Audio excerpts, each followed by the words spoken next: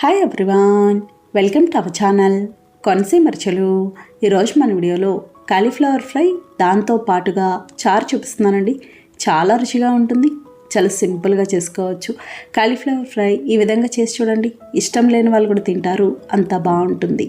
రెండు కూడా తక్కువ టైంలో సింపుల్గా చేసుకోవచ్చు. ముందుగా కాలీఫ్లవర్ ఫ్రై చూద్దాం.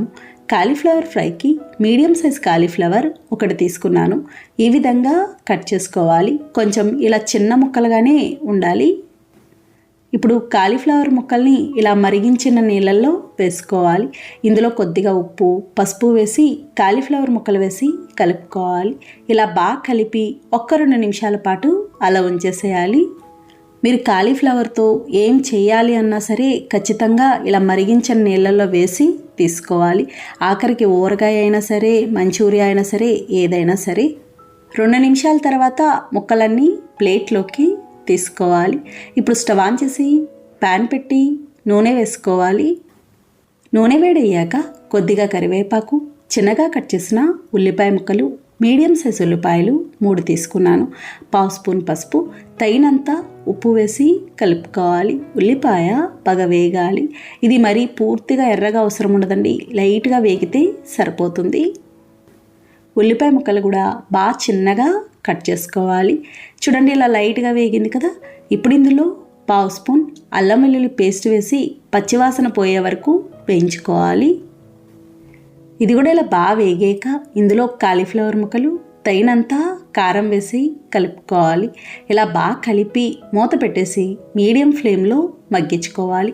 కాలీఫ్లవర్ ముక్కలు త్వరగానే మగ్గుతాయండి, పెద్ద టైం పట్టదు. ఇంకా నీళ్లు కూడా వేయాల్సిన అవసరం ఉండదు, నీళ్లు లేకుండానే మగ్గించుకుంటాము. మధ్య మధ్యలో మూత తీసి కలుపుతూ ఉండాలి, సమానంగా వేగుతాయి.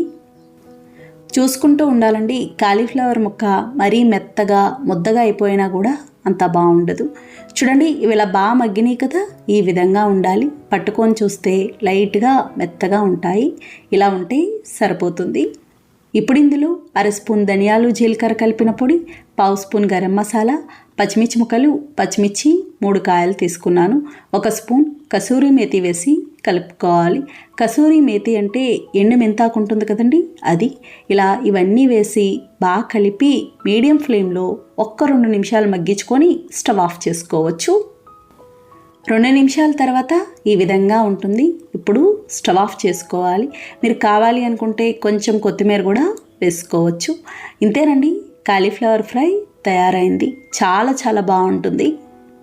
అన్నం, చపాతీలోకి తినచ్చు. మీరు ఇదే విధంగా మష్రూమ్తో కూడా చేసుకోవచ్చు. ఇప్పుడు దీనిలో కాంబినేషన్గా నేను చారు చూపిస్తున్నానండి, చాలా సింపుల్గా.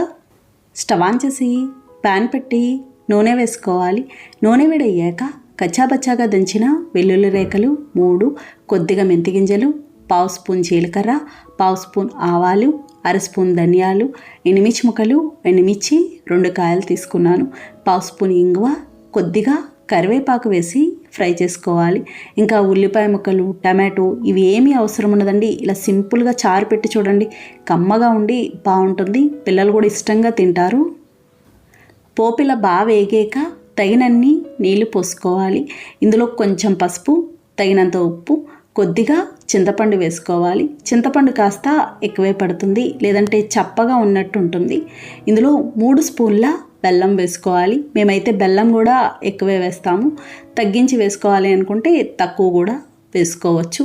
ఇలా ఇవన్నీ వేసి బాగా కలిపి మీడియం ఫ్లేమ్లో 5 నిమిషాల పాటు మరగనివ్వాలి. చూడండి, ఇలా బాగా మరిగింది కదా. ఇప్పుడు స్టవ్ ఆఫ్ చేసుకోవాలి. కావాలి అనుకుంటే కొంచెం కొత్తిమీర కూడా వేసుకోవచ్చు. ఇంతేనండి, చారు తయారైంది. ఇలా ఫ్రై ఏదైనా చేసుకున్నప్పుడు ఇలా సింపుల్గా చారు పెట్టుకున్నా బాగుంటుంది, లేదా ముద్దపప్పుకు కూడా బాగుంటుంది. చూసారు కదా ఫ్రెండ్స్, చాలా సులభంగా 2 రకాలు తయారు చేసుకున్నాం. నచ్చిందండి వీడియో? మీకు నచ్చితే లైక్ చేయండి, షేర్ చేయండి, కామెంట్ చేయండి. Thank you for watching.